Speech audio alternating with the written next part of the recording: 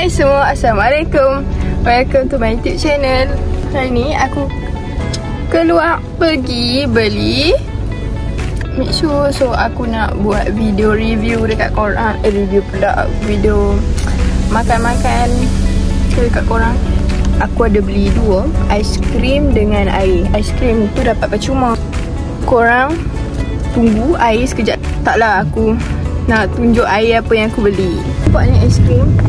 Sorry, kita dalam perjalanan nak balik rumah. Okay, so ni air aku beli. Jom buka. Kenapa malu? Nampak gambar dia. Nak hantar kawan dia tu. Straw dia. Buat apa tu, ha? Bismillahirrahmanirrahim. Kita cucuk Tunggu aja. So kita minum. Aku dah ni dah cucuk. Samakan. So. Jangan jatuhkan. Ubah.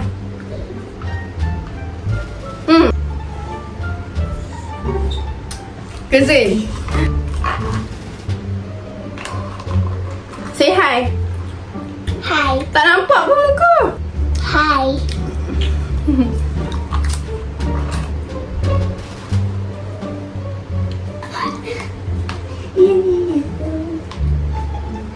Awak buka live awak buka ni tadi pause ni. Lepas tu buat velocity.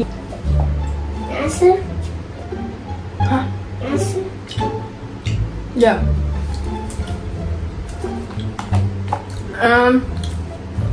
Guna straw ke nak guna tudung? Straw. Tapi awak makan ke? Awak bukan makan air oren ni? Saya pelik betul. Minum. Sedap? Ha? Ya? Betul? Nak minum. Tak mahu lah kacau.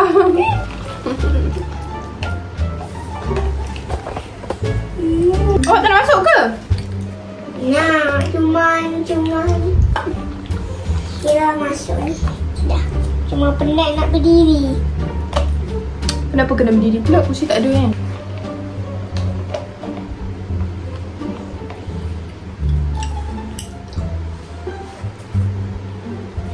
Umur berapa? Umur berapa? Darjah 1 kan?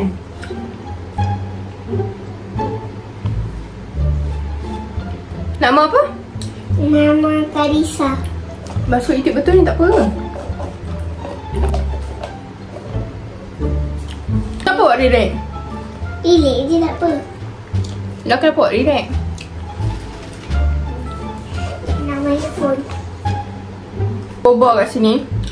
Ni air susu. Air apa aku minum? Super triple milk tea. Normal sugar. Mana makan kat saya je? Tak ada pun. Galeri cari kejap. Nak gambar.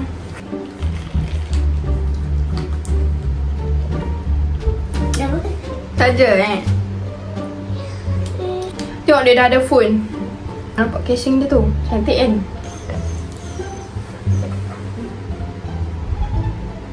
Cantik lagi biasalah kan?